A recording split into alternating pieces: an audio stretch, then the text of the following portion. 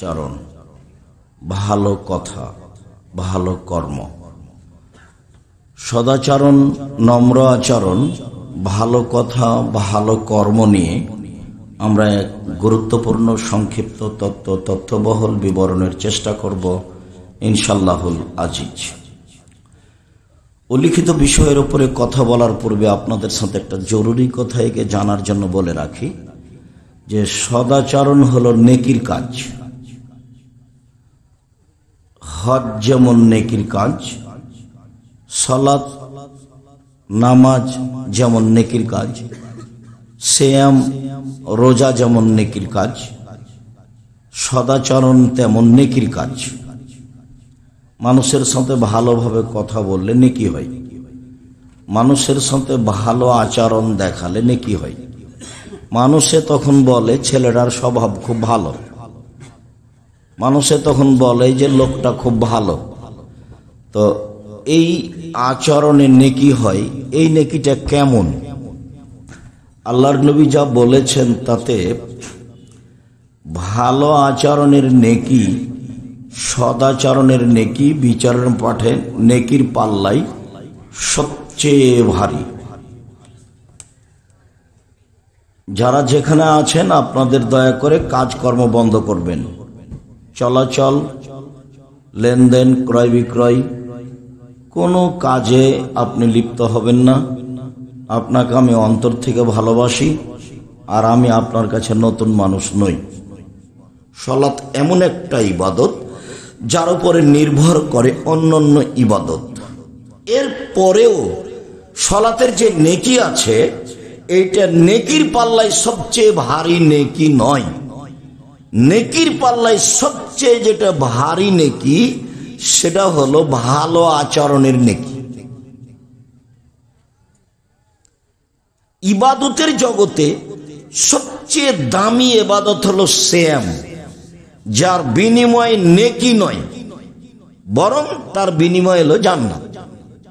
এর পরেও সিয়াম আদায় করে যে ফলটা পাওয়া যাবে, এই ফল দাঁড়িপাল্লাই যত ভারী, সদাচরণের নেকি তার চেয়ে হাজারো লক্ষ গুণ বেশি ভারী।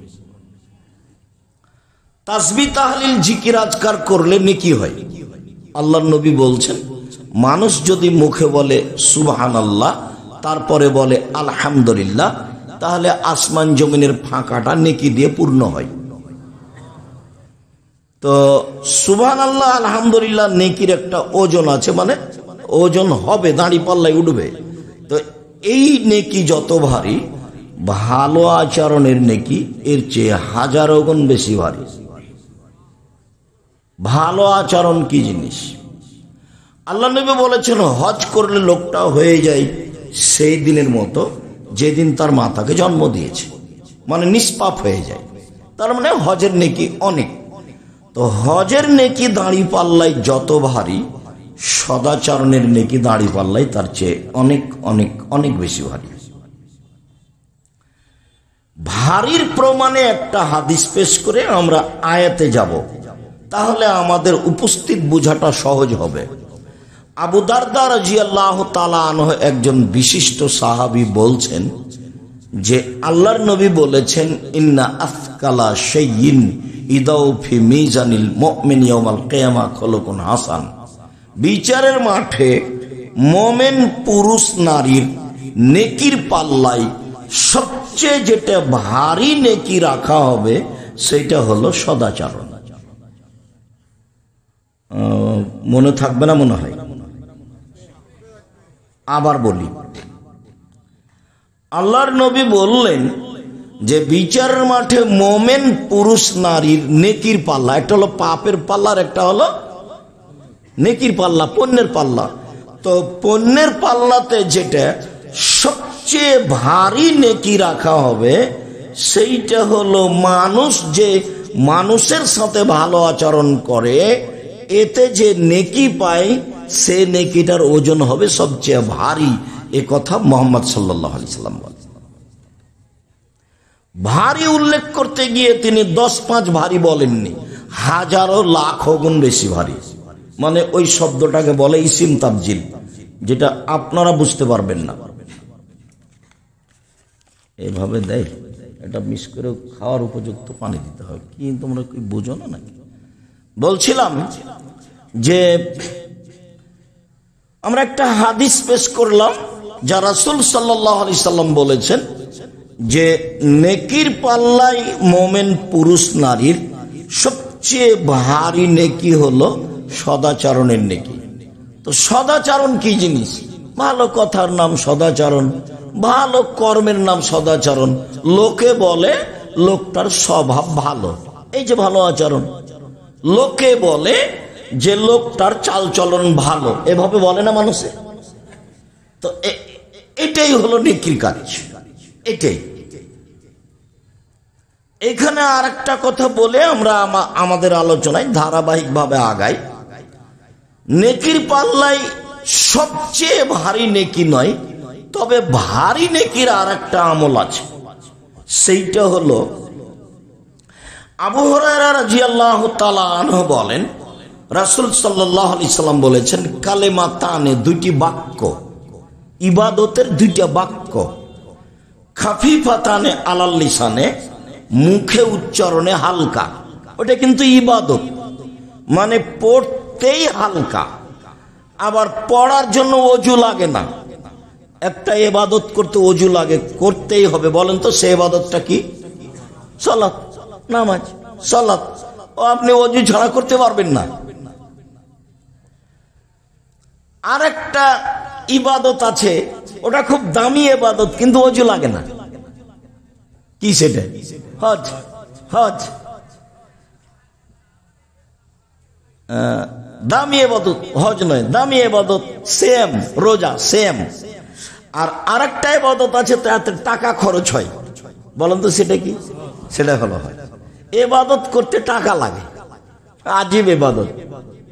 ইবাদত করতে টাকা লাগে। তো এই যে আমি দুইটা বাক্য বলবো, এতে পড়তেও ভারী নয়, অজুও লাগে না, টাকাও খরচ হয় না। এক। দুই, হাবিবাতান ইলার রহমানে, বাক্য দুটি রহমানের কাছে প্রিয়, অতীব প্রিয়। সাকিলাতানে ফিল মিজানে, আর বিচার মাঠে দাঁড়ি পাল্লায় এই বাক্য দুটি ওজনে ভারী। সেটা হলো সুবহানাল্লাহি ওয়া বিহামদিহি, সুবহানাল্লাহিল আযীম।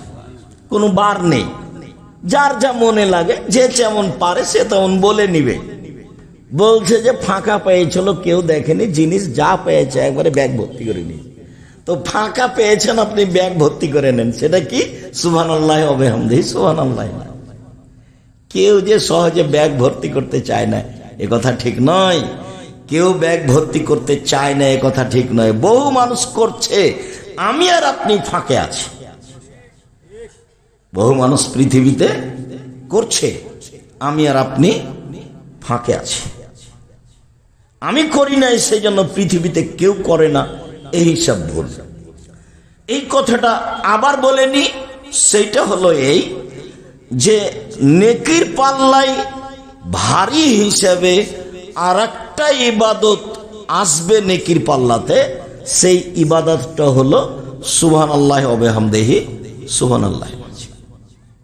এটা ইবাদত, ভারী নেকির ইবাদত। এবার আমরা কোরআন মাজিদ থেকে দেখাই সদাচরণের কথা। আল্লাহ তাআলা বলেন, ইদফা বিল্লাতি হিয়া আহসান ফাইদাল্লাযী বাইনাকা ওয়া বাইনাহু আদাওয়া কান্নাহু ওয়ালিয়ুন হামিম। মুহাম্মদ সাল্লাল্লাহু আলাইহি সাল্লাম মানুষের সাথে চলতে ফিরতে আপনি যখন প্রতিউত্তর দিবেন, তখন আপনারটা তার চেয়ে ভালো হতে হবে। এটা আদেশ। এই ছেলে, যারা দাঁড়িয়ে এইসব মেশিন যন্ত্রপাতি ঠিক করছে, তারা কি সব সময় দাঁড়িয়েই থাকবে? তো তুমি এত চিল্লাচিল্লি করছো কেন? ভদ্রতা কাকে বলে? ধৈর্য কাকে বলে? ধৈর্য কি ঘোড়ার ডিম? আমি আব্দুর রাজ্জাক বিন ইউসুফ, এদেশের শতকরা 95 জন মানুষ মাঝহাবি, মাঝহাব মেনে চলে। যাদের সামনে কথা বলার আমাদের বাস্তবে কোনো সুযোগ নেই, কিন্তু যন্ত্রের সাহায্যে আমরা তাদের ঘরের ভিতরে আছি, যার কারণে পৃথিবীর লাখো কোটি মানুষ আমাদেরকে জানে। পৃথিবীর যে দেশেই যায় না কেন, সৌদি হোক, কাতার হোক, কুয়েত হোক, বাহরাইন হোক, মালয়েশিয়া হোক, মিশর হোক, দুবাই হোক, ওমান হোক, লন্ডন হোক, যখন যে দেশে গেছি তখন সে দেশে মানুষ মনে হচ্ছে আমাকে, আমার চেয়ে পৃথিবীর তার কাছে প্রিয় ভালো মানুষ কেউ নেই। তো আমার সামনে বসে কোনোদিন বক্তব্য শুনিনি, আমার সামনে আজও কেউ ছবি ধরতে পারে না। এক সময় এগুলো আমার সামনে খাড়ো করে রাখবে এরকম পরিবেশ ছিল না। যখন আমি বুঝতে পারলাম এর উপকার, তখন আমি বলেছি তোমরা ভালো যন্ত্র নিয়ে সামনে আসো, যার ফল খুব ভালো বুঝতে পারা যায়। ওমান গেছি তো সন্দীপের এক ছেলে, তার নাম হাবিব, ও বলছে যে আপনি আসবেন বলে আমার গাড়িতে 4 দিনের জন্য আপনার নামে অক্ষ করেছি। 4 দিন এই গাড়িতে কোনো ইনকাম করব না। আমার গাড়িটা 4 বছর হলো শোরুম থেকে বের করা। এখন কেউ যদি গাড়িতে উঠে যদি না বলে যে আজকেই শোরুম থেকে গাড়ি বের করেছো না কি, এই কথা যদি না বলে, আমি হাবিব গাড়ি চালাবো না। তার মানে গাড়ির যত্ন, তার মানে ও কি করে, গাড়ির যত্ন নেই, ঝকঝকে আছে। তা আমি আমাদের ড্রাইভার গুলোকে বলি, গাড়িতে উঠলেই বলি, ভ্যানে উঠলেও বলি, অটোতে উঠলেই বলি। জামিয়া সালাফে অনেক ভ্যান, অটো, গাড়ি, 4-5 জন ড্রাইভার। ভাইয়ের কথাতে একটা মনে পড়ছিল কথা, জামিয়া সালাফে এবছরের সম্মেলনে খরচ হয়েছে 17 লাখ টাকা, 17 লক্ষ। ওই টাকা দিয়ে একটা বিল্ডিং, একটা প্রতিষ্ঠানের বিল্ডিং হয়ে যাবে। এদেশের সবচেয়ে বড় প্রতিষ্ঠান জামিয়া সালাফিয়া, সবচেয়ে বেশি সংখ্যায় প্রতিষ্ঠান জামিয়া সালাফিয়া। শিক্ষা মানে, শিক্ষক সংখ্যায়, শিক্ষক গুণে, প্রতিষ্ঠানের আয়াতনে জামিয়া সালাফিয়া সবচেয়ে বড় প্রতিষ্ঠান। জামিয়া সালাফিয়া রূপগঞ্জ, নারায়ণগঞ্জ, ঢাকা প্রায় 100 বিঘা জমির উপরে। জামিয়া সালাফিয়া ডাঙ্গিপাড়া পাওয়ার আছে প্রায় 40 বিঘা জমির উপরে। জামিয়া সালাফিয়া যেটা মহিলা শাখা হতে যাচ্ছে রাজশাহীতে, সেটা প্রায় 60 বিঘা জমির উপরে, যার 40 বিঘা পুকুর। যেটা জামিয়া সালাফিয়া দিনাজপুর, সেটা 20 বিঘা জমির উপরে। আরো যেটা ময়মনসিংহে কিনা হয়েছে, যেটা আপনার ফেনীতে, যেটা যশোরে, যেটা কুষ্টিয়ায়, কাছাকাছি সব 19-20।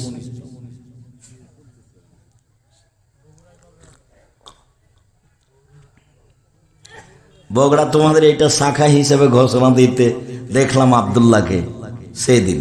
এখন এটার পরিধি কি হয় কি না হয়, কতদূর কি হয়, সিলেবাস পরিবর্তন হবে, জামিয়া সালাফের সাথে কতদূর সম্পর্ক, সময়ের গতিতে ধীরে ধীরে জানা যাবে ইনশাআল্লাহ।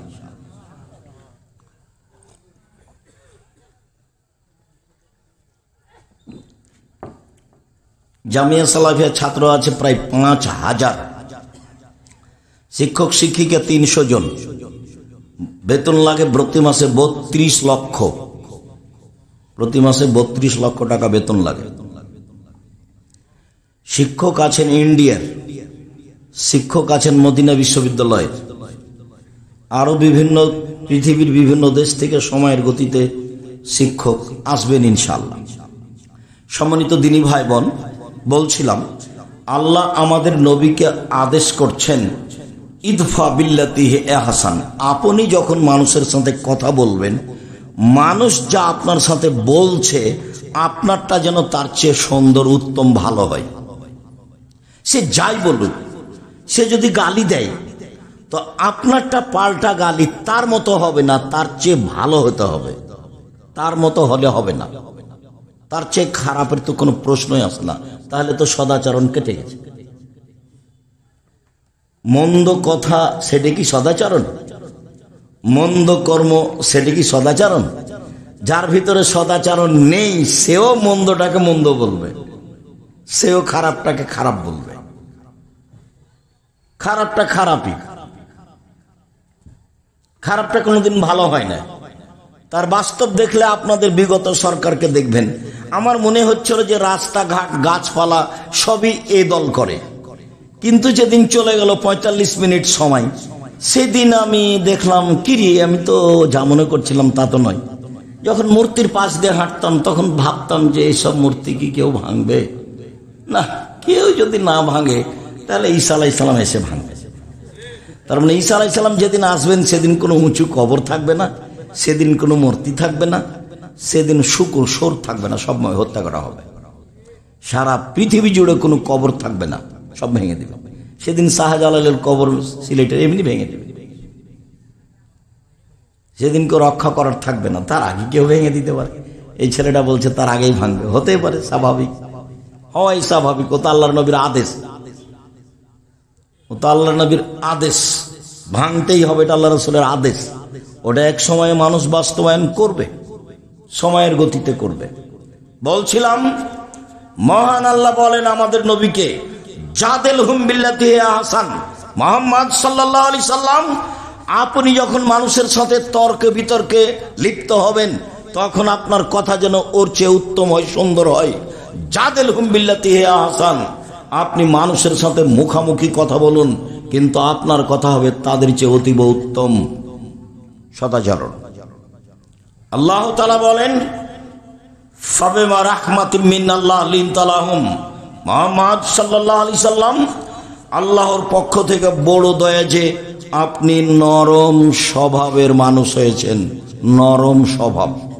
ওয়ালাউ কুনতা ফাদ্দান গালিদাল কলব, যদি আপনি কঠোর স্বভাবের মানুষ হতেন, কর্কশ স্বভাবের মানুষ হতেন, লানফাযু মিন হাওলিক, তাহলে মানুষ আপনার পাশ থেকে সরে যেত। পিটিয়ে সেবা নেওয়া যায় অল্প কয়েকদিন, আদর দিয়ে ভালোবাসা দিয়ে সেবা নেওয়া যায় স্থায়ী।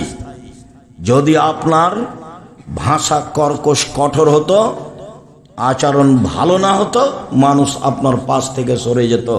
শুনুন, জরুরি কয়েকটা কথা আপনাকে বলি।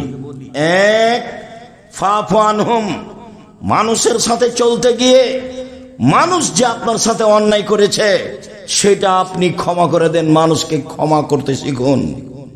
আল্লাহ বলছেন কাকে? আমাদের নবী মুহাম্মদ সাল্লাল্লাহু আলাইহি ওয়াসাল্লাম। আমরা পরে আছি। শুনুন, মানুষের সাথে চলতে গিয়ে মানুষ যে আপনার সাথে অন্যায় আচরণ করেছেন সেটা আপনি ক্ষমা করুন, আদেশ। আল্লাহ আদেশ করছে। বিচার নেওয়া পরে, ধ্বংস কামনা করা পরে, তারপরে বলছেন ওয়াস্তাগফির লাহুম, মানুষ যে আপনাকে গালি দিয়ে, অকথ্য ভাষায় গালি দিয়ে, দেশ থেকে তাড়িয়ে দিয়ে পাপ করেছে, এর জন্য আপনি আল্লাহকে বলুন, আল্লাহ ওরা আমাকে গালি দিয়ে পাপ করেছে, তুমি তাদের পাপ ক্ষমা করে দাও। সদাচরণ কি জিনিস? সদাচরণ কি? আপনি অটোতে বসে আছেন, আমি উঠছি, তো উঠতেই লোকটা টান দিয়েছে, তো আমি ধাক্কা খেয়েছি, তখন আমার ব্যাগটা আপনার মুখের উপরে গিয়ে পড়েছে। তখন আপনি বলছেন হ্যাঁ আপনার কপালে চোখ নাই, এটা একটা আচরণ। আর আপনি বলছেন আচ্ছা আচ্ছা যাক, মনে আমি এটা ভারী মনে, বসেন বসেন, যাক হয়েছে, এটা কিছু সমস্যা নেই, সমস্যা বসেন বসেন, কোনো সমস্যা নেই, বসেন। এটা একটা আচরণ, ওটা একটা আচরণ। কপালে চোখ নাই, দেখেন না, একটু ঢং করে উঠতে পারেন না, ওটা একটা আচরণ, এটা একটা আচরণ। কোনটা? সদাচরণ। বলছিলাম সদাচরণ কি জিনিস আল্লাহ তাআলা বলেন। এবার চলেন হাদিসে কয়েকটা বলি। মোজাইনা কাবিলার একজন বলছেন, আল্লাহর নবী, মা খায়রু মাউতিল ইনসান, আল্লাহ তাআলা মানুষকে অনেক নিয়ামত দিয়েছেন, জমি জায়গা, টাকা পয়সা, বাড়ি ঘর, স্ত্রী, আল পরিবার, সবকিছু দিয়েছে, অনেক নিয়ামত দিয়েছে। আল্লাহর নবী, সবচেয়ে যেটা ভালো নিয়ামত সেটা কোনটা একটু বলেন তো আল্লাহর নবী, এটা জিজ্ঞাসা। সবচেয়ে উত্তম ভালো কোনটা? তখন আল্লাহ রাসূল উত্তরে বললেন, আল খুলুকুল হাসান, ভালো আচরণ হলো সবচেয়ে উত্তম নিয়ামত। যার মুখ খারাপ তার কাছে ভালো আচরণ উত্তম নিয়ামত নেই। যে গালি দেয় বউকে, জনগণকে, তার কাছে উত্তম নিয়ামত নেই। যে কথায় কথায় খেপে উঠে তার কাছে আল্লাহর পক্ষ থেকে উত্তম নিয়ামত নেই। এই ছেলে, মানুষকে অর্থ সম্পদ, জমি জায়গা, গাড়ি বাড়ি দিয়েছে, তার মধ্যে সবচেয়ে উত্তম কোনটা দিয়েছে বলো তো দেখি? সদাচরণ। সদাচরণ কি জিনিস গো? ভালো কথা ভালো কর্ম। সদাচরণ কি জিনিস? ভালো কথা ভালো কর্ম। লোকে বলে ছেলেটা ভালো, এই যে এটার নাম সদাচরণ।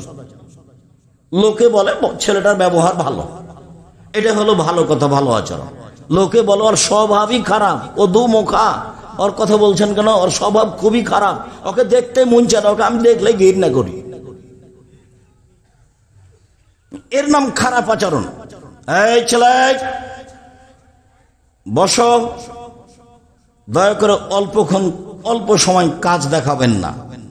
যারা আপনারা দিনী বোন আছেন, আপনারা একটু লজ্জাবোধ ইতস্তবোধ করে, ঢং ঢং করে এসেছেন, হেঁটে আবার ঢং ঢং করে চলে যাচ্ছেন কেন? গেলেন কেন? আজ তো আমি রাত 12টায় আসিনি, আজকে তো আগে এসেছি। আপনি আজকে বাড়ি চলে গেলেন কোন শরমে? আমি আপনার জন্য এসেছি। সারা বগুড়া জেলার যদি আমি প্রোগ্রাম নিই তো কয়েকশো হবে, তো মানুষের বছর বছর পার হয়ে যায়, একদিন আসতে পারি না, তো আপনাদের সুবাদে আসি। আমি আপনার জন্য এসেছি, আপনি চলে যাচ্ছেন মানে? চলে গেলেন কেন? আপনি সংসারের কি বুঝেন? সংসার কিভাবে করতে হয় সেটা আপনি কি জানেন? আপনার বাপ আপনার বিবাহ দিয়েছে, আপনি স্বামীর কাছে গেছেন, সেই জন্য আপনার বাচ্চা হয়ে গেছে, আপনি মা। মা কাকে বলে আপনার কি জানা আছে? দিন রাত আমি বলেছি, সেই জন্য আপনি মা কাকে বলে বলতে পারেন? আপনার বাড়িতে যদি আমি এখনই ঢুকি, তাহলে আপনার নাতি নাতনির অথবা আপনার ছেলের একটা পায়খানা করা পট আছে, সেটা হলো ঘোড়া। তা আমাদের বাড়িতে তো এই পটটা 3 মিনিটও থাকবে না, হয় পট ফিরিয়ে দিব, না হয় মাথা কেটে দেব। পট অবস্থায় আমাদের বাড়িতে থাকতে পারে না, এটা অসম্ভব। আপনার বাড়িতে আছে, আপনি একজন হস্তিনী মহিলা, মাস্টার ডিগ্রি পাস, আপনার স্বামী বলে আমি আব্দুর রাজ্জাক বৈশ্য জিন্দেগিতে আপনাকে আমি মাস্টার ডিগ্রি পাস বলিনি। আপনি একটা রাস্তাঘাটের নিম্ন শ্রেণীর মহিলা, যারা বস্তিতে বসবাস করে, যারা নগ্ন হয়ে চলে, অকথ্য ভাষায় গালি দেয় মানুষকে, জেনার শব্দ উল্লেখ করে গালি দেয়, আপনাকে আমি নিম্ন শ্রেণীর মানুষ মনে করি। কে বলেছে আপনি হেডমাস্টার? আপনার শোকে যে কাঁকড়া আছে, আপনি শিক্ষিত মানুষ মহিলা, কে বলেছে আপনাকে? আমি তো বলিনি কোনোদিন। আপনি বগুড়া বাজার থেকে একটা নিয়ে এসেছেন, তরকারির একটা বাটি কিনে নিয়ে এসেছেন, চলো কাতল মাছ, আমি তো সেটা কিনবো না। আপনি একটা আয়না কিনে নিয়ে এসেছেন সাত করে, সেটা হলো রুই মাছ। সেটা কি করে হতে পারে? আপনি একজন শিক্ষিত মহিলা, এটা কিভাবে হতে পারে? শিষ্টাচার কাকে বলে? শিষ্টাচার কি জিনিস? আপনার ছেলে মেয়ে নাতি নাতিন সবাই পুতুল নিয়ে খেলায়, প্লাস্টিকের পুতুল হোক, আরো কিছু হোক, লোহা লক্কর স্বর্ণের হোক না কেন, আপনি কি দিয়ে নিজেকে শিক্ষিতা মনে করেন? আমি যে হাদিসটি দিন রাত আপনাকে শোনাই, সে হাদিস তো আমি নিজের কথা কোনোদিন বলিনি, সে হাদিস তো বুখারী মুসলিমের হাদিস। জাবের রাদিয়াল্লাহু তাআলা বলেন, আমরা আল্লাহ রাসূলের সাথে যুদ্ধ করে আসছিলাম, বাড়িতে ঢুকবো মদিনায়, আল্লাহ রাসূল বললেন সবাই তোমরা থামো। থেমে গেলাম। আমি বললাম, আল্লাহর নবী, আমি নতুন বিবাহ করেছি, আমাকে বাড়ি যেতে অনুমতি দেন। আল্লাহ নবী বললেন, ও তুমি নতুন বিবাহ করেছো? কুমারী মেয়ে বিবাহ করেছো, যার কোনোদিন বিবাহ হয়নি, এরকম মেয়ে বিবাহ করেছো, না তালাক প্রাপ্ত মেয়ে বিবাহ করেছো? জাবের বললেন, আল্লাহ নবী, আমি তালাক প্রাপ্ত মেয়ে বিবাহ করেছি। তখন আল্লাহ রাসূল বললেন, হাল্লা বিক্রান্তলায় বোকা, তুমি কুমারী মেয়ে কেন বিবাহ করলে না?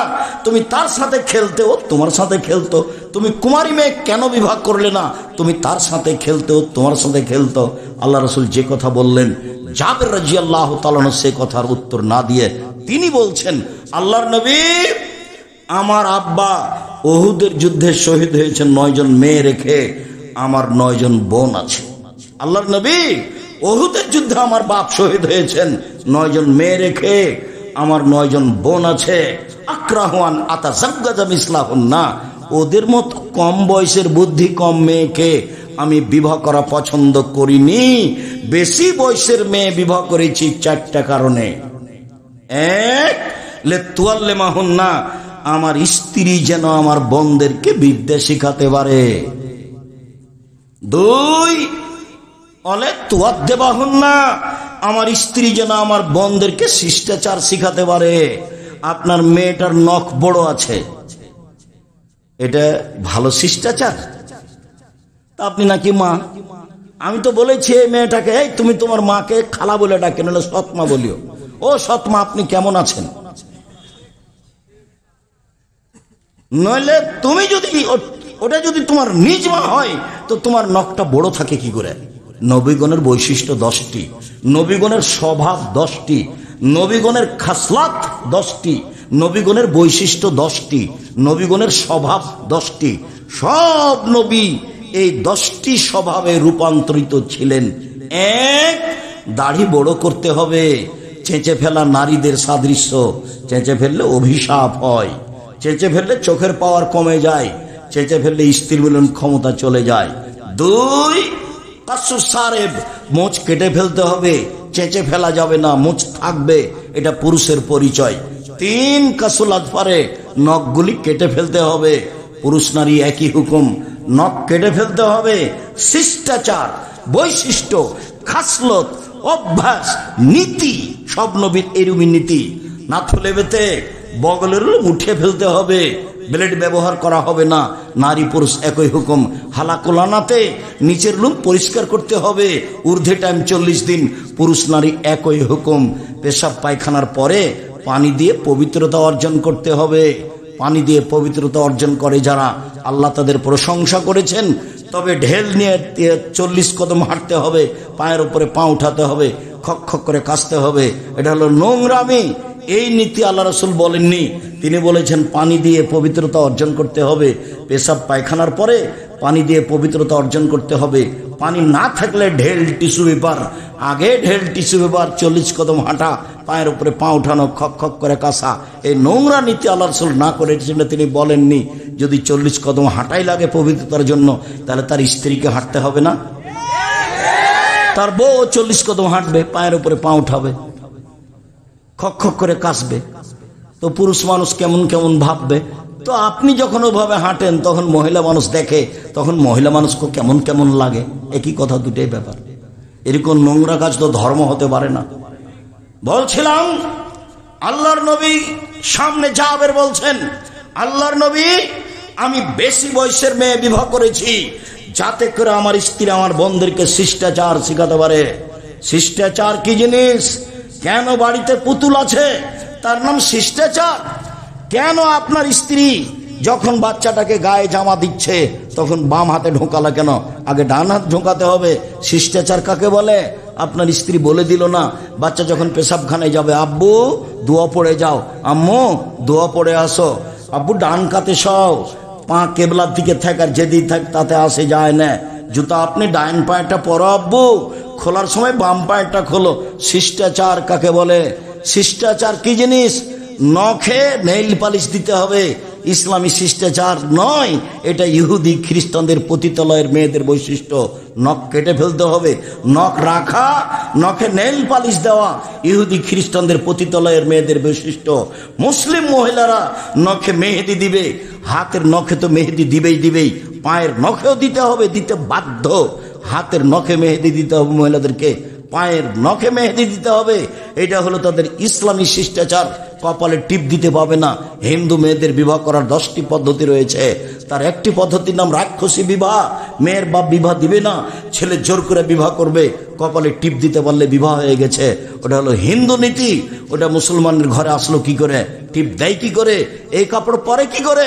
এটা শিষ্টাচার হয় কি করে? এই যে নগ্ন, এই যে বোরখা, ফ্যাশন বোরখা, এটা শিষ্টাচার হলো কি করে? শিষ্টাচার কি জিনিস? বাড়ি গিয়ে আপনি যদি সত্যি মুসলমানের মেয়ে হন, তাহলে বাড়ি গিয়ে আপনার এই বোরখাটা আগে জ্বালাবেন। কালকে একটা বোরখা বানাতে হবে ঢিলা ঢালা। ফ্যাশন বোরখা পরে আপনি তাহাজ্জুদ পড়ে কি দেখাতে চান? ফ্যাশন বোরখা পরে আপনি শিষ্টাচার কি দেখাতে চান? আমি আব্দুর রাজ্জাক বিন ইউসুফ আপনাকে কষ্ট দিতে আসিনি। আপনাকে আমি মনে করি আপনি একজন হস্তিনী মহিলা। আপনাকে মনে করি আপনি একজন পথে পড়ে থাকা মহিলা, নিম্ন শ্রেণীর বস্তির মহিলা। আপনি আমাকে বলেন, আব্দুর রাজ্জাক সাহেব, আপনি কিভাবে এটা বলেন? আমি হচ্ছি খাদিজার মতো, আমি হচ্ছি আয়েশার মতো। ঠিক আছে, আমি আপনাকে আয়েশার মতো মনে করলাম, আপনাকে আমি খাদিজার মতো মনে করলাম। আয়েশা রাদিয়াল্লাহু তাআলা আনহা বলেন, আমার স্বামীর কবর হলো আমার ঘরে। আয়েশার স্বামী কে? মুহাম্মদ সাল্লাল্লাহু আলাইহি সাল্লাম। আমার স্বামীর কবর হলো আমার ঘরে। তখন আমি আমার ঘরে এমনিতে যাই, মাথায় কাপড় দিই না, এমনিতে যাই। কিছুদিন পরে আমার স্বামীর পাশে কবর হলো আমার বাপের। তখন আমি মনে করি এটা আমার স্বামীর কবর, এটা আমার বাপের কবর। আমি কবরের পাশে এমনিতে যাই, মাথায় কাপড় থাক আর না থাক সেটা বিবেচনা করি না। কয়দিন পরে সেখানে কবর হলো উমরের, অর্ধ পৃথিবীর খলিফা, কুশাগর বুদ্ধিজীবী রাজনীতিবিদ উমর, যিনি রাস্তায় চললে ফের শয়তান সে রাস্তা দিয়ে হাঁটতো না, সে উমরের যখন কবর হলো তখন তিনি বলছেন, একজন বেগানা পুরুষের কবর হয়েছে আমার বাপের কবরের পাশে। তা আমি লজ্জা করি, আমি লজ্জা করে মাথায় কাপড় দিয়ে যাই, আমি আঁটো সাঁটো হয়ে নিজেকে গুটি নিয়ে কবরের পাশে যাই। কেন? আমি একজন বেগানা পুরুষের কবরকে লজ্জা করি। একজন মহিলা বেগানা পুরুষের কবরকে লজ্জা করেন, আর আপনি এই নগ্ন অর্ধনগ্ন হয়ে এই ফ্যাশন বোরকা পরে চলে আমাকে বলছেন, আব্দুর রাজ্জাক সাহেব আপনি আমাকে বস্তির মহিলা বলছেন? মানে আপনাকে আমি বস্তির মহিলা বলতে চাইনি, এই দেখেন আয়েশা, আপনাকে আমি আয়েশাই বলতে চাচ্ছি। আপনার মেয়ের নখ বড় আছে, জবাব আমাকে দিতে হবে। আমাকে দিতে হবে কেন? আপনার ছেলের প্যান্টটা টাকনোর নিচে আছে, জবাব আমাকে দিতে হবে। আমাকে দিতে হবে কেন? এই জবাব আমি দিব কেন? দুইজন মিলে দিবেন। আমি বয়সের মেয়ে, দল ঢুকবে, কাপড় নিয়ে একটু খালি বলে দেন, আপনার দাম দিন। আল্লাহ রাসূল, আমি বয়সের মেয়ে বিবাহ করেছি, বলে তুরাজ্জালাহুন্না, আমার স্ত্রী যেন আমার বোনদের মাথার চুল চিরুনি করে সাজগোজ করে পরিপাটি করে রাখে। মেয়ের চুল ভাবে রেখেছেন কেন? সামনের দিক কেটে। মেয়ে বড় হয়ে গেছে, ওভাবে পিছনে চুল কেটেছেন কেন? জন্মের ৭০ দিন শুধু মেয়েদের মাথা নেড়ে করা যাবে, আর কোনোদিন মেয়েদের চুল কাটা যাবে না। জরুরি দুর্ঘটনা সেটা ভিন্ন কথা। রোজ মেয়েদের চুল সাজগোজ করেন, এটা কি? আল্লাহর নবী, আমি বেশি বয়সের মেয়ে বিবাহ করেছি যাতে করে আমার বোনদের চুল চিরুনি করে সাজগোজ করে পরিপাটি করে রাখতে পারে। চায় বলে তাকুমা আলাইহিন্না, আমার স্ত্রী যেন আমার বোনদেরকে পাহারা দিতে পারে। এই কোথায় গেছিলা? এই মাথায় কাপড় দিয়ে বাইরে যাও, এই রাস্তার এক পাশ দিয়ে হাঁটো, এই তোমার আব্বুকে সালাম দাও, এই তোমার আব্বুর কাপড়টা ঠিক করে নাও, এই তোমার আব্বুর বিছানাটা ঠিক করেছো। সব সময় মা পাহারা দিবে কাকে? মেয়েকে, ছেলেকে। পাহারাদার আমি বলিনি এ কথা, আল্লাহ রাসূল বলছেন মা হলেন পাহারাদার। আপনি ছেলে মেয়ের কি করেন? আপনার ছেলে মেয়েকে আমার সামনে দাঁড় করান, দেখি আপনি কেমন শিক্ষিতা মহিলা, আপনাকে আমি দেখে ছেড়ে দিই। আপনাকে তো আমি দুর্বল ভাষায় কিছু বলতে চাই না, আপনাকে আমি বস্তির মহিলা মনে করব কেন? আপনাকে তো আমি খাদিজার মতো সম্মান দিতে চাচ্ছি। 1 মিনিট দেখবেন খাদিজাকে, 1 মিনিট দেখবেন। এ দেখেন জিবরাইল আলাইহিস সালাম আল্লাহর নবীর কাছে এসে বলছেন, মুহাম্মদ, ওই যে খাদিজা আসছেন, তার হাতে একটা বাটি আছে, বাটিতে তরকারি আছে। ফাকরা আলাইহা সালাম মিন্নি অমিন রব্বিহা। ও আসলে আপনি বলবেন, খাদিজা তোমাকে আল্লাহ সালাম দিয়েছেন, তোমাকে জিবরাইল সালাম দিয়েছেন। ও বাসরা বে বাইতিন বে কাসবিন লা সাকাবা ওয়ালা নাসাবা। আপনি তাকে একটা খুব উন্নত মানের পদার্থ দ্বারা তৈরি জাঁকজমকপূর্ণ প্রাসাদের সংবাদ দেন, যেই প্রাসাদে থাকবে না কোনো অশান্তি, থাকবে না কোনো হইচই। জিবরাইল বলছেন আমাদের নবীকে। কার ব্যাপারে? খাদিজার ব্যাপারে। 1 মিনিট দেখবেন। এ দেখেন সারা, সারাকে দেখেন 1 মিনিট। এ দেখেন সারা, সারার গায়ে যখন হাত দিতে গেল, স্বৈরাচারী শাসক দাঁড়িয়ে হাত বাড়িয়েছে, সারার গায়ে হাত লাগাবে। সারা বলছেন থামেন, আগে ওযু হবে, 2 রাকাত সালাত হবে, তারপরে কোনো কথা। সারা ওযু করলেন, 2 রাকাত সালাত আদায় করলেন, তারপরে বলছেন আল্লাহুম্মা ইন কুনতা তাআলামু আমানতু বিকা ওয়া রাসূলিকা। হে আল্লাহ, তুমি যদি জেনে থাকো আমি তোমাকে বিশ্বাস করি, তোমার নবী ইব্রাহিমকে নবী বলে বিশ্বাস করি। আহসানতু ফারজি লিল্লাহ জাওজি, জিন্দেগিতে আমার লজ্জা স্থান আমার স্বামী ছাড়া কাউকে ব্যবহার করতে দিনি। এই 3টা কথা যদি ঠিক হয়ে থাকে, আল্লাহ তুসাল্লাহ তাআলা আল কাফেরা, কোনো কাফের যেন আমার গায়ে হাত লাগাতে না পারে, কথা শেষই হয়নি, কাফের অজ্ঞান হয়ে পড়ে গেছে। হাদিস বুখারী মুসলিম। নির্জনে আমি বলছি, আমি তোমাকে মেনে নিয়েছি, তুমি আল্লাহ। আমি বলি না ইব্রাহিম আমার স্বামী, এ কথা আমি বলছি না। আমি বলছি ইব্রাহিম নবী। আমি তাকে কিভাবে মেনে নিয়েছি? নবী বলে মেনে নিয়েছি। এটা হলো আমার 2 নম্বর কথা। 3 নম্বর কথা, জিন্দেগিতে আমি জেনা করিনি। এই কথা 3টা যদি সত্য হয়ে থাকে, তো এই নির্জনে কাফের যেন আমার গায়ে হাত লাগাতে না পারে। এর নাম সারা। আপনাকে আমি এভাবে সম্মান করতে চাচ্ছি। আমি আপনাকে দুর্বল ভাষায় দেখতে চাইনি। আমি আপনার জন্য দুর্বল ভাষা ব্যবহার করতে চাইনি। ঢং ঢং করে গেলেন, ঢং ঢং করে আসলেন, গল্প জমাচ্ছেন সব সময়।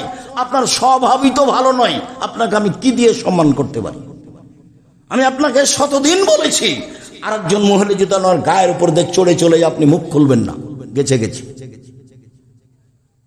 এত ভিড়, এত হুড়াহুড়ি যে আরেকজন মহিলা আপনার গায়ের উপরে পা দিয়ে চলে গেছে, আপনি মুখ খুলবেন না, বাঁকা চোখে দেখবেন না। গেছে গেছে।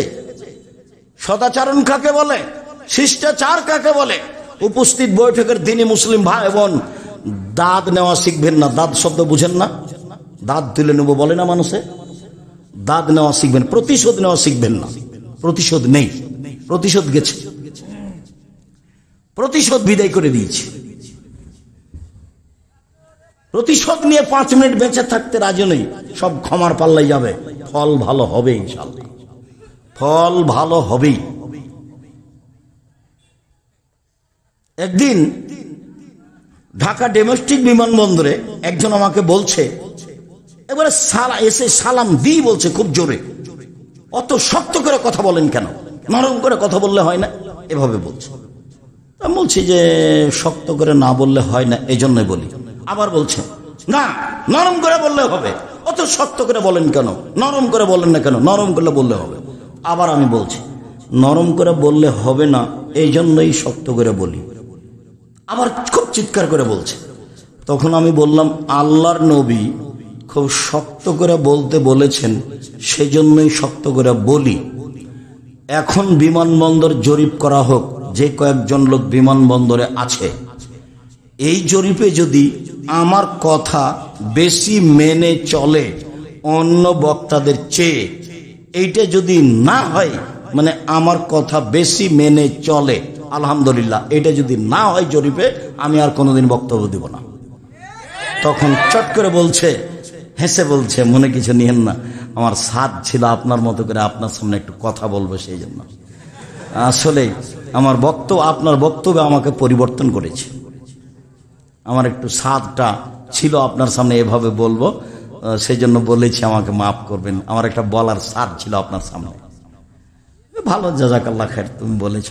যখন আমি যে জেলাতে যাই তখনই কিছু মানুষ মাপ চাই, তো আমি বলি ঠিক আছে, মাফ করলাম। সে কি বলেছে সেটা আমার দেখার বিষয় নয়। আমি আমার জীবনে কোনোদিন অপ্রয়োজনীয় কাহিনী বলিনি, আমি কেসাও বলিনি, অপ্রয়োজনীয় কথাও বলিনি। রাসূল সাল্লাল্লাহু আলাইহি সাল্লামের কথা সম্ভবপর বলার চেষ্টা করি। আবু হুরায়রা রাদিয়াল্লাহু তাআলা আনহু বলেন, রাসূল সাল্লাল্লাহু আলাইহি ওয়াসাল্লাম বললেন,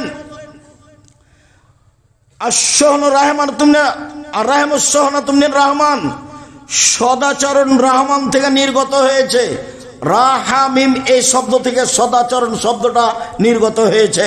এবার আল্লাহ বলছেন, এই সদাচরণ, মান ওয়াসালাকে ওয়াসালতুহু ওমান কাতাকে কাতাতুহু, সদাচরণ তোমাকে যে নিবে আমি আল্লাহ তাকে নিব। সদাচরণ তোমাকে যে ছেড়ে দিবে আমি আল্লাহ তাকে ছেড়ে দিব।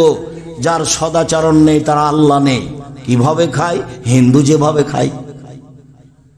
কিভাবে জমি জায়গা অর্থ সম্পদ কিনে করে বাড়ি গাড়ি, তো হিন্দু যেভাবে করে। আয়েশা রাদিয়াল্লাহু তাআলা আনহা বলেন, সদাচরণ আল্লাহর আরশ ধরে ঝুলন্ত। তাহলে একটা সদাচরণ একটা রূপরেখা। আয়েশা রাদিয়াল্লাহু তাআলা বলেন, আল্লাহ নবী বললেন, সদাচরণ আল্লাহর আরশ ধরে ঝুলছে অবস্থায়। তারপরে সদাচরণ বলছে, আমি সদাচরণ বলছি, মান অসালানি অসালাহুল্লাহ, আমাকে যে নিবে আল্লাহ তাকে নিবে। ওমান কাতানি কাতাহুল্লাহ, আমাকে যে ছেড়ে দিবে আল্লাহ তাকে ছেড়ে দিবে। সদাচরণ এমন একটা জিনিস, যা দিয়ে সবচেয়ে দামি জান্নাত পাওয়া যায়। আবু মুসা আশআরী রাদিয়াল্লাহু তাআলা আনহু বলেন, আল্লাহর নবী বলেন, ইন্না ফিল জান্নাতি লা গোরাব ইউরা জাহিরুহু মিন বাতিনিহা বাতিনুহু মিন জাহিরিহা। একটু যেহেতু এটা কমই প্রতিষ্ঠান, সহযোগিতা করতে হয় আমাদেরকে, আর আপনারা করে থাকেন, কোনোদিনই কোনো বছরই খালি পয়সায় আসবেন না। 10 টাকা হোক, 10,000 টাকা হোক, 100 টাকা হোক। আর ওই হাদিসটার প্রতি আমল করো তো, যে দেওয়া হাত ভালো নেওয়া হাতের চেয়ে। আর 10 টাকা দিলে ওটা পূর্ণ হবে, না দিলে ওই পরিমাণ ক্ষতি হবে, হবেই। আমি বুঝতে পারি আর না পারি, না দিলে ক্ষতি হবেই। আমি বুঝতে পারি আর না পারি, যার কারণে কেউ চাইলে দিতে হয়। ছেলেরা এখন আসছে, ওরা চুপচাপ আসবে, আপনারা তাদের হাতে আপনার গতিমতো দিতে থাকবেন। আমি আপনাকে যে অবস্থায় আছি সেটা শোনাই। সবচেয়ে দামি জান্নাত পাওয়া যাবে যে জান্নাতের বাহির থেকে ভিতর দেখা যায়, ভিতর থেকে বাহির দেখা যায়, টকটক করছে, ঝকঝক করছে। তো সাহাবীগণ বললেন, লেমান হাজেহি, আল্লাহর নবী এত দামি ঘর কে পাবে? তখন আল্লাহ রাসূল বলছেন, লেমানা আলানাল কালামা, যার স্বভাব ভালো সে পাবে, যার সদাচরণ আছে সে পাবে, যার ভালো কথা ভালো কর্ম সেই পাবে। ভালো কথা ভালো কর্ম দিয়ে সবচেয়ে দামি জান্নাত পাওয়া যায়। এইবার যে রুজি বেশি করা চায়, যে আল্লাহ আমার টাকা পয়সা কিছু বেশি হোক, আল্লাহ আমার টাকা পয়সা কিছু বেশি হোক, বা আল্লাহ আমার একটু বয়স বেশি করে দাও, একটু দেখেন। আনাস রাদিয়াল্লাহু তাআলা আনহু বলেন, রাসূল সাল্লাল্লাহু আলাইহি সাল্লাম বলেছেন, মান সাররাহু, যাকে ভালো লাগে, আইয়ুবসাতা লাহু রিজকুহু, তার আল্লাহ রুজি বেশি করে দেখ। যে চায় তার রুজি বেশি হয়ে যাক, তার টাকা পয়সা বেশি হয়ে যাক। ওয়া ইনশাল্লাহু ফি আসারিহি, তার বয়স একটু বেড়ে যাক, আরো কিছুদিন বেঁচে থাক। এইটা যে চাই, সে যেন ফালেসিল রাহেমাহু, সদাচরণ করে।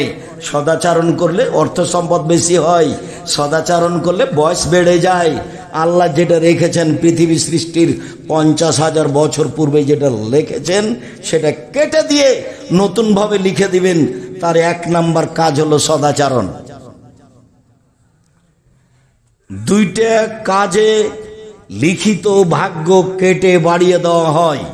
2টা কাজে, হজ তার মধ্যে নেই, সালাত তার মধ্যে নেই, রোজা তার মধ্যে নেই, তাসবিহ তাহলিল তার মধ্যে নেই, কোরআন তেলাওয়াত তার মধ্যে নেই, তার মধ্যে আছে সদাচরণ। রাসূল সাল্লাল্লাহু আলাইহি ওয়াসাল্লাম বলছেন, লাইদুল কাদা ইল্লা বিদুআয়ে, দুয়ার মাধ্যমে ভাগ্য পরিবর্তন করা হয়। পৃথিবী সৃষ্টির 50,000 বছর পূর্বে যেটা লেখা আছে সেটা কেটে আল্লাহ নতুন ভাবে লিখে দিবেন 2টা কাজে। মনে থাকবে না মনে হয়? 1 সদাচরণ, 2 দোয়া। আল্লাহ তুমি আমার বাড়ি ঘরের ব্যবস্থা ভালো করে দাও, আল্লাহ তুমি আমাকে একটা ভালো পর্যায় পর্যন্ত বাঁচিয়ে রাখো, আমি যেন ভালো ইবাদত করে তোমাকে সন্তুষ্ট করে যেতে পারি।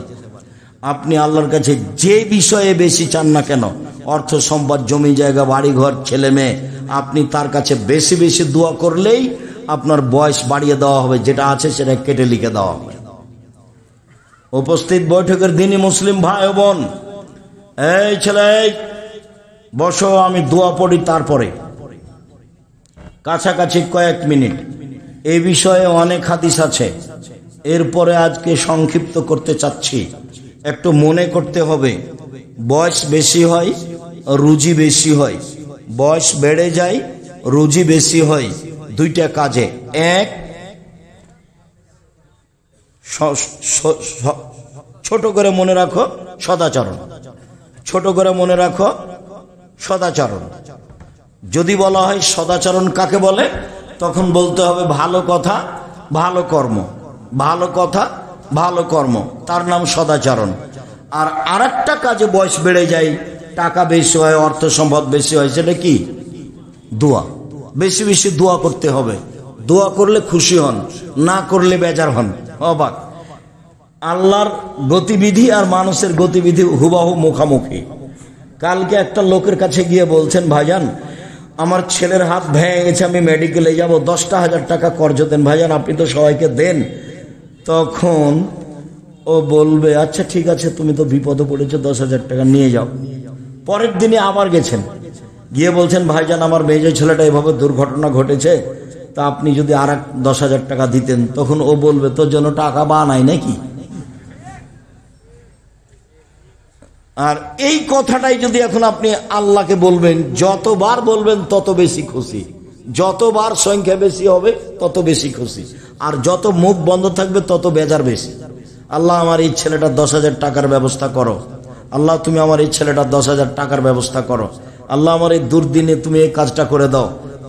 আপনি যখন হাত তুলে বলবেন, ইসমে আজম পড়ে বলবেন, তখন আল্লাহ বলবেন ঠিক আছে করে দিলাম। তার গড়াটা তার ব্যাপার, আর আমি হাত তুলে দোয়া করবো এটা আমার ব্যাপার। তিনি তো আর আমার মতো করবেন না, কাজে আমি বুঝতে পারি নাও বুঝতে পারি, হয়তো বা তার চেয়ে একটা বড় বিপদ ছিল সেটা ঠেকিয়ে দেওয়া হয়েছে, এটা চলে এসেছে, কিন্তু আমি বুঝলাম যে আমারটা কবুল হয়নি, কিন্তু আর একটা বড় বিপদ আসছিল সেটা ঠেকিয়ে দেওয়া হয়েছে, সেটা তার আমি বুঝলাম না। এই জন্য আমাকে বুঝতে হবে যে আমি দোয়া করি, আমার কাজ হলো দোয়া করা, আর তার কাজ হলো দোয়া কবুল করা। তিনি কবুল করবেন তার মতো, আমি দোয়া করতে থাকবো আমার মতো। সম্মানিত দিনী ভাই বোন, রাসূল সাল্লাল্লাহু আলাইহি ওয়াসাল্লাম এই ব্যাপারে বললেন, সদাচরণে এমন একটা জিনিস। নওয়াস ইবনে সামান বলেন, আমি একদা আল্লাহ রাসূলকে বললাম মাল বিরর ওয়াল ইসম, আল্লাহ নবী পাপ কি জিনিস নেকি কি জিনিস এটা জিজ্ঞাসা। আল্লাহ নবী পাপ কি জিনিস নেকি জিনিস, নেকি কি জিনিস এটা জিজ্ঞাসা। জিজ্ঞাসাটা হলো পাপ কি নেকি কি, পাপ কি নেকি কি। তখন আল্লাহ রাসূল বলছেন আল বিরর হুসনুল খুলুক, নেকি হলো ভালো আচরণ। বললেন না যে নেকি হলো তাহাজ্জুদ, বললেন না যে নেকি হলো হজ, বললেন না যে নেকি হলো কোরআন তেলাওয়াত। উত্তরে তিনি বললেন নেকি হলো ভালো আচরণ। পূর্বের বাক্যে ফিরে যাই, বিচার মাঠে নেকির পাল্লায় সবচেয়ে ভারী নেকি কোনটা?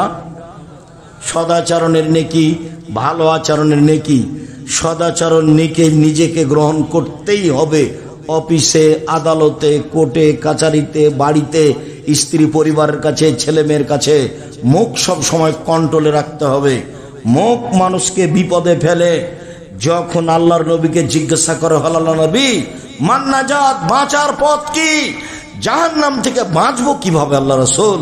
তখন আল্লাহ রাসূল বললেন 3টা পথে জাহান্নাম থেকে বেঁচে যাওয়া। এক, আলজেম লেসানাক, মুখখান বন্ধ রেখো, জাহান্নামে যাওয়া লাগবে না, জান্নাত পেয়ে যাবা। মুখখান বন্ধ রাখো, জরুরি প্রয়োজন ছাড়া মুখ ব্যবহার করিও না, কাউকে ধমকায়ও না, কাউকে গালি দিও না, কারোর সাথে খারাপ ব্যবহার করো না, কারোর সাথে কটু কথা বলো না। সম্মানিত দিনী ভাই বোন, বলছিলাম মুখখান কন্ট্রোল রেখো, জান্নাত পেয়ে যাবা। 2, জরুরি প্রয়োজন ছাড়া বাড়ির বাইরে যায়ও না, জান্নাত পেয়ে যাবা। জরুরি প্রয়োজন ছাড়া বাড়ির বাইরে যায়ও না, জান্নাত পেয়ে যাবা। 3, পাপের জন্য কাঁদো, জান্নাত হবেই। পাপের জন্য কাঁদো, জান্নাত হবেই। একটু এই ছেলে 2-1 মিনিট, যে বাক্যটা বলতে যাচ্ছি এই বাক্যটা আমাদের জন্য অতীব জরুরি। একদা আল্লাহর নবী বলছেন 3 শ্রেণীর মানুষ জান্নাতে যাবেই। 3 শ্রেণীর মানুষ জান্নাতে যাবেই, যাবেই যাবে। 1, বাকাত মিন খাশিয়াতিল্লাহ, যে আল্লাহর ভয়ে কাঁদে সে জান্নাতে যাবেই। 2, হারাসাত ফি সাবিলিল্লাহ, যে দিন ধর্মের কাজ করে, দিন ধর্মের কাজে রাত জাগে, পাহারা দেয়, এ জান্নাতে যাবেই। 3, বাগাতান মাহারেমিল্লাহ, অগাজাতান মাহারেমিল্লাহ, বেগানা নারীকে দেখে যে চক্ষু নিচু করে সে জান্নাতে যাবেই। অপর নারীকে দেখে যে চক্ষু নিচু করে সে জান্নাতে যাবেই। আল্লাহ নবী বললেন পৃথিবীর মানুষ তোমরা 3টা কাজ করো, জান্নাতে যাবাই যাবা। 1, আল্লাহর ভয়ে কাঁদো। 2,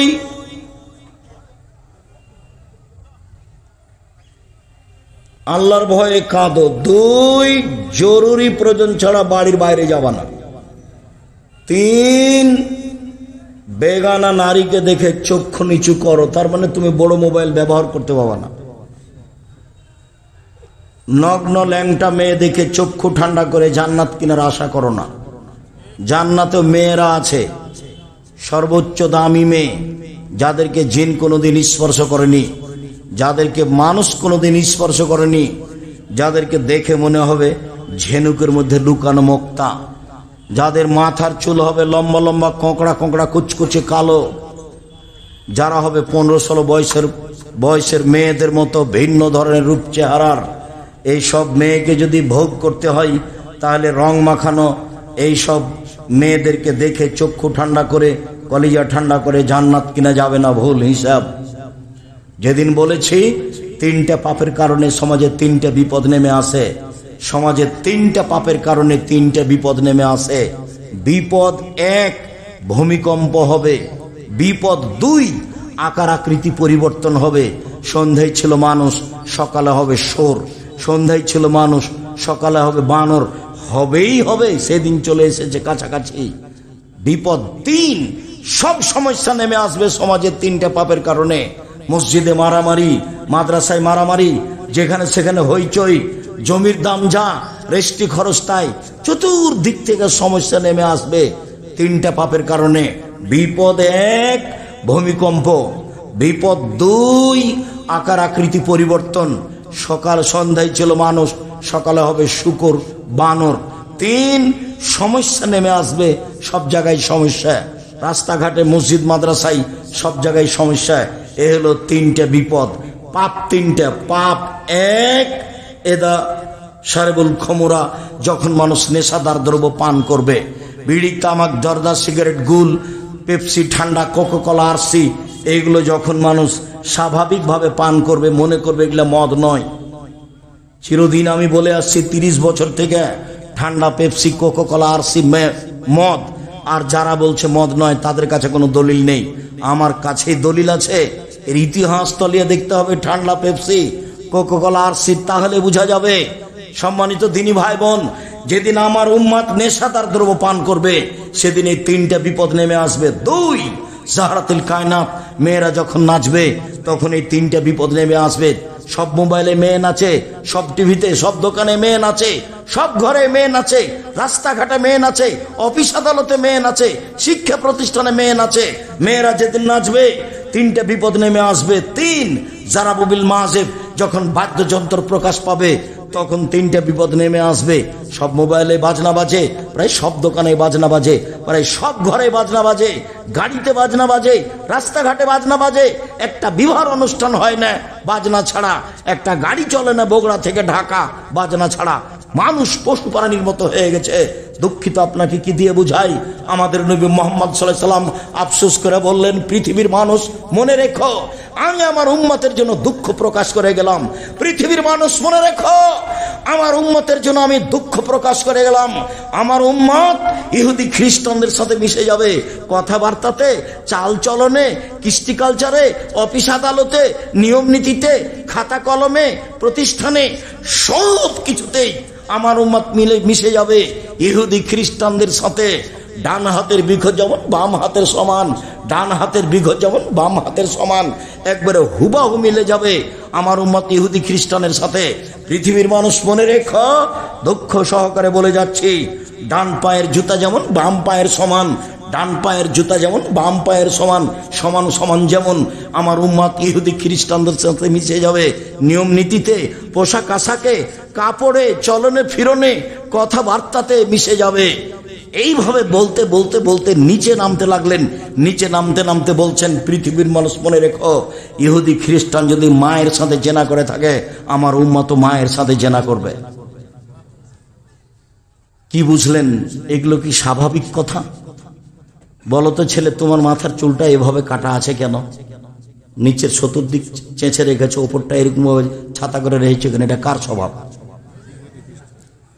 তোমার গেঞ্জিটাতে পিছনে কার ছবি ওটা? তোমার মাকে তুমি সৎ মা বলিও তো আমার খুব কষ্ট হয়। তোমার মাকে যখন তুমি আম্মা বলে ডাকো তখন আমার খুব ব্যথা আসে। ওকে বলবে সৎ মা, আর তুমি তো একটা মূর্খ ছেলে। তোমার গায়ে গেঞ্জিটা, এই গেঞ্জিটা উঠে কি করে? এই গেঞ্জিটা তোমার গায়ে আসে কি করে? তোমার এই গেঞ্জিটা আমরা টয়লেট পেপার হিসেবে ব্যবহার করব না। আমি তো বলেছি কাজী সাহেবকে, কাজী সাহেব অত দাপট দেখাচ্ছেন কেন আপনি? বাড়ি বগুড়া হলে দাপট দেখাতে হবে? হ্যাঁ, আপনি কথা বলবেন কেন? কাজী সাহেবের খাতাতে যে কাগজ আছে সেই কাগজ দিয়ে টয়লেট পেপার হিসেবে ব্যবহার করতে হবে। আমি বলেছি, আমি একটু কম বলেছি, এর চেয়ে শক্ত ভাষা ব্যবহার করতে হতো। আল্লাহর নবী বলেছেন বিবাদে 2 জন সাক্ষী লাগে। আপনার খাতাতে লেখা আছে 4 জন সাক্ষী। আপনার খাতা আল্লাহর নবীকে অস্বীকার করেছে, আপনার খাতা আল্লাহকে অস্বীকার করেছে, আল্লাহর বিধিকে অস্বীকার করেছে। আপনি ওখানে 4 জন সাক্ষী লাগিয়েছেন, অথচ আল্লাহ নবী বলছেন বিবাহের জন্য 2 জন সাক্ষী। আপনি এভাবে বলেন মানে? আমি আপনার খাতার পাতাকে টয়লেট পেপার হিসেবে ব্যবহার করতে চেয়েছি, এটা কম করে বলেছি। রবি ঠাকুর বলেছে ওমা তোমার আকাশ তোমার বাতাস, আমি বলেছি তার বাপের আকাশ, আমি এটা কম করে বলেছি। মামলা হয়েছে সিলেট সুপ্রিম কোর্টে, সিলেট কোর্টে, হাইকোর্টে, তাতে কি হবে? সিলেট আপনার ওই সুনামগঞ্জে মামলা হয়েছে, তাতে কি হবে? আমি যখন সিলেট কোর্টে উঠলাম কাঠগড়াই, তখন জজ আমাকে বললেন যে আব্দুর রহিম সাহেব আপনি কি পিস টিভির আলোচক? আমি বললাম জি হ্যাঁ। উনি বললেন আপনার মামলা খারিজ করে দিলাম। 5,000 কোটি টাকার মামলা। আমি কি বলেছি? আমি বলেছি ঠাকুর বলেছে ওমা তোমার আকাশ তোমার বাতাস। যতবার ঠাকুর বলেছে ওমা তোমার আকাশ তোমার বাতাস, ততবার ঠাকুর বলেছে ও কালিমা তোমার আকাশ, ও কালিমা তোমার বাতাস। আমি বলেছি কালিমার বাপের আকাশ? আকাশ তো আল্লাহ। বাংলার ছেলে মেয়ে পড়ছে, আমার কি করার আছে? আমি তার কোনো নেতৃত্ব দিই না। বাংলার ছেলে মেয়ে পড়ছে, যারা পড়াচ্ছে তারাও পড়াশোনা জানে না, যারা পড়ছে তারাও পড়াশোনা জানে না। আমি তো কথা বলেছি যে 1971 সাল থেকে নিয়ে এখন পর্যন্ত বাংলাদেশের এই দেশে কোনো শিক্ষিত মানুষ শিক্ষামন্ত্রী হয়েছে সেটা আমার জানা নাই। শিক্ষিত মানুষ শিক্ষামন্ত্রী হলেই তো সিলেবাস পরিবর্তন হবে, বই পুস্তক পরিবর্তন হবে, বিদ্যার গতিবিধি পরিবর্তন হবে। কলকাতা থেকে একটা পত্রিকা বের হতো, পত্রিকাতে লেখা থাকতো ছাত্র ভালো হওয়ার জন্য শিক্ষক ভালো হওয়া জরুরি। ছাত্র কি পড়বে সেটাই জানে না, যার কারণে একজন মহিলা বই লিখেছে শিক্ষা বনাম জাহেলিয়াত। এই শিক্ষা যারা বই পুস্তক লিখে যারা নিজেই জাহেল, পড়াশোনা জানে না, বইয়ের নাম হচ্ছে শিক্ষা বনাম জাহেলিয়াত। দেখেন আজকেও সাথে আছে। বেগম রোকেয়া লিখেছিল কেন অবরোধবাসিনী, পাল্টা বই লেখা হয়েছে কেন হবো অবরোধবাসিনী। আমরা অবরোধবাসিনী নই, আমরা ইচ্ছা মতো হজে যেতে পারি, আমরা ইচ্ছা মতো শ্বশুর বাড়ি যেতে পারি, আমরা ইচ্ছা মতো প্রয়োজনীয় জায়গায় যেতে পারি, আমরা ইচ্ছা মতো পোশাক পরে ডাক্তারের কাছে যেতে পারি। আমরা অবরোধবাসিনী মানে? তুমি ভুল করেছ বেগম রোকেয়া। তুমি জানো না ধর্ম, তোমার বাপ জানে না ধর্ম, তোমার মা জানে না ধর্ম। তুমি জাতির কাছে শিক্ষিত হতে পারে সেটা ভিন্ন কথা, তুমি রাসূল সাল্লাল্লাহু আলাইহি সাল্লামের কাছে শিক্ষিত নাও। তোমার বইকে আমি পড়িনি, তোমার বইয়ের পড়া আমার খুব ভালো মনে আছে যে বগুড়া স্টেশনে মেয়েরা যাবে বগুড়া থেকে হজ করতে, তো সবাই কথার কথা বগুড়া স্টেশনে ওখানে লেখা নাই, কোন স্টেশন যেন লেখা আছে, তো অনেকগুলি পর্দাশীলা মহিলাকে উপরে চাদর দিয়ে ঢেকে রেখেছে, ট্রেন আসবে তখন উঠবে হজ করতে ঢাকা যাবে। এবার ওই স্টেশনের যে স্টেশন মাস্টার একটু ঘোরাঘুরি করছে, এখন লাথি মেরে দেখছে এগুলো কি গো, কিসের বস্তা গো, এগুলো কিসের বস্তা গো, লাথি মেরে দেখছে। তো মহিলাগুলোর উপরে চাদর দেওয়া আছে, হয়তো ওটাও বসিক বানিয়ে বলেছে ও, তো এখন লাথি মেরে দেখছে। তো পর্দার কি করলো বেগম রোকেয়া, পর্দার কি দেখালো বলেন তো দেখি? অপমান। কি বোঝাতে চাইও? তোমাকে খারাপ লাগেনি, আমাকে খারাপ লেগেছে। আমার বিদ্যায় বাধা দিয়েছে, আমার গাইরে আমার মানবতায় বাধা দিয়েছে, আমি এটা মেনে নিতে পারি না। তোমার চলে, আমার যে চলে না। তোমার বউকে সারাদিন মানুষে ধাক্কা মারে বগুড়া শহরে, তোমাকে একটুকু খারাপ লাগে না। আর আমাদের বইয়ের গায়ের সাথে যদি একটু কারো ড্রাইভারের একটু আঁচ খেয়ে যায় তাহলে গাও জ্বলে যায়। এর নাম হলো আত্মমর্যাদা, এর নাম হলো আত্মমর্যাদা। আত্মমর্যাদা। 1 মিনিট, আল্লাহ নবী স্বপ্নে জান্নাতে ঘুরছেন, দেখছেন খুব সুন্দর একটা প্রাসাদ, ঝকঝকে ভিন্ন ধরনের প্রাসাদ। আল্লাহ রসুল বলছেন সুবহানাল্লাহ, এত সুন্দর প্রাসাদ কার? তো পাশে একজন বৃদ্ধা মহিলা ওযু করছে। আল্লাহ নবী বললেন এই মহিলা বলতে পারো এই প্রাসাদ কার? তখন মহিলা বলছে এই প্রাসাদ হচ্ছে উমর রাদিয়াল্লাহু তাআলা আনহুর। তখন আল্লাহ রাসূল পিছে উঠতে লাগলেন, না না না, আমার মনটা চাচ্ছিল যে একটু ঘরের ভিতরে ঢুকে দেখি। এত বড় আত্মমর্যাদার অধিকারী মানুষের ঘরে ঢোকা যাবে না? আল্লাহর নবী পৃথিবীর সবচেয়ে দামি মানুষ, উমারের আত্মমর্যাদাকে হিসাব করে সরে আসছেন, অথচ সেখানে উমার নেই। উমারের আত্মমর্যাদা, এত বড় আত্মমর্যাদার অধিকারী মানুষের ঘরে আমি ঢুকি কি করে? এটা কে ভাবছেন? মুহাম্মদ সাল্লাল্লাহু আলাইহি সাল্লাম ঢুকলেন না, বের হয়ে চলে আসলেন। সকালে বলছেন, উমার ঘরটা তোমার দেখলাম জান্নাতে, আমার মনটা চাচ্ছিল একটু ভিতরে গিয়ে দেখি, তোমার আত্মমর্যাদাকে হিসাব করে আমি ঢুকিনি।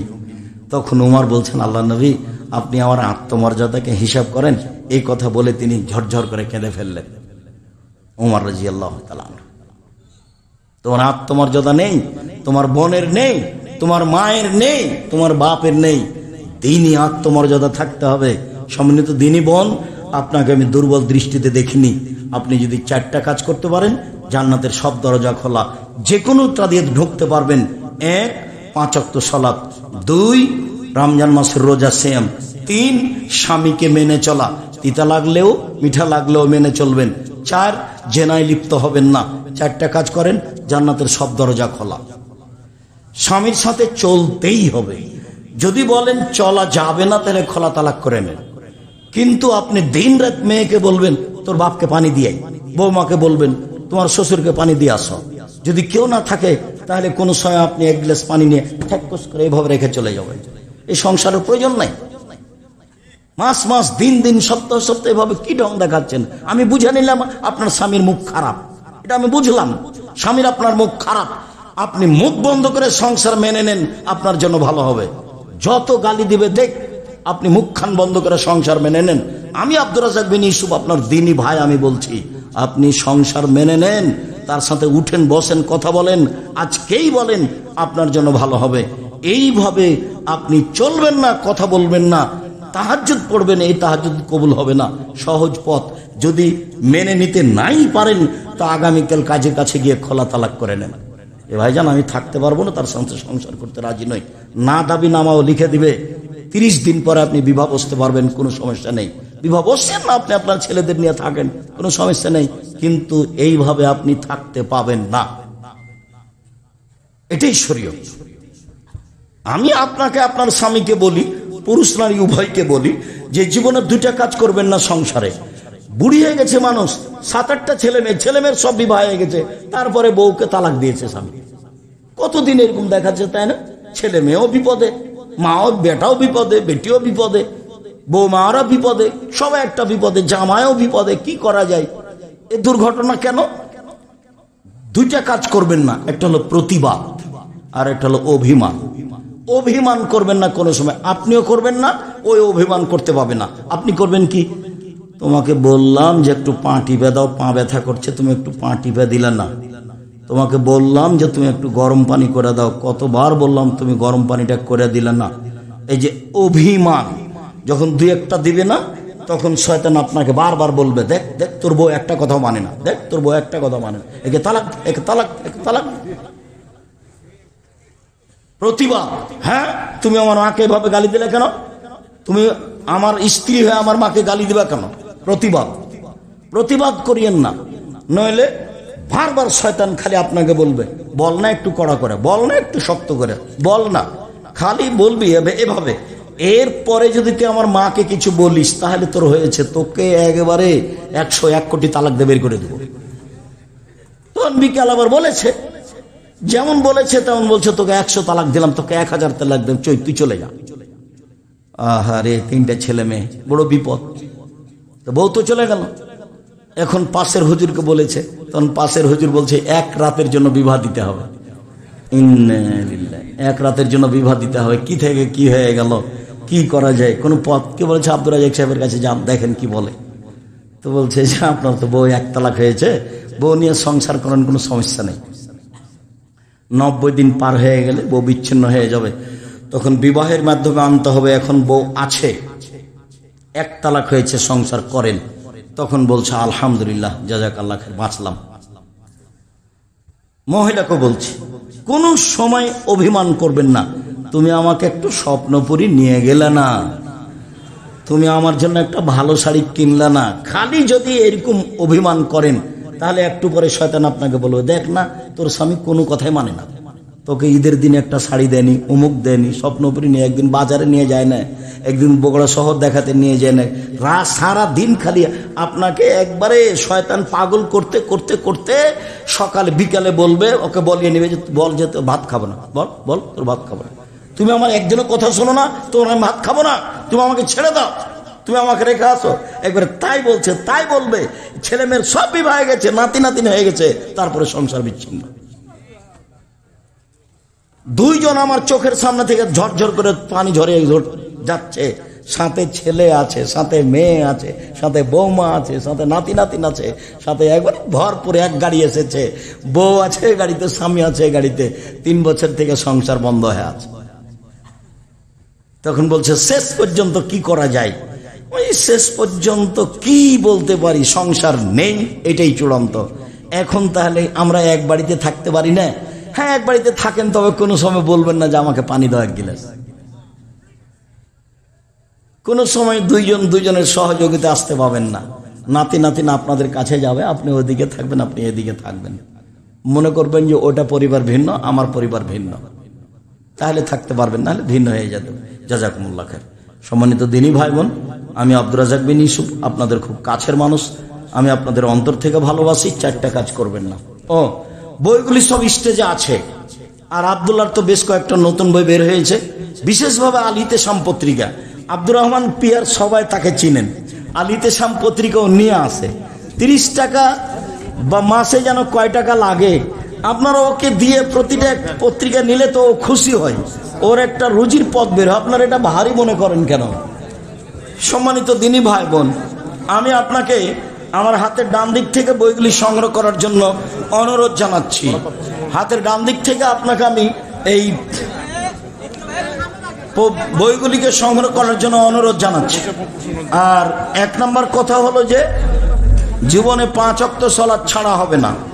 2 রমজান, 2 হলো হালাল রুজি উপার্জন করতে হবে। 3 হলো কোরআন তেলাওয়াত করতে হবে। 4 হলো কোনো দোকানে বা কোনো জায়গায় বসে আড্ডা পিটতে পাবেন না, এটা নিষিদ্ধ। সকল দিনই ভাই বোনকে বৈঠকি দান করার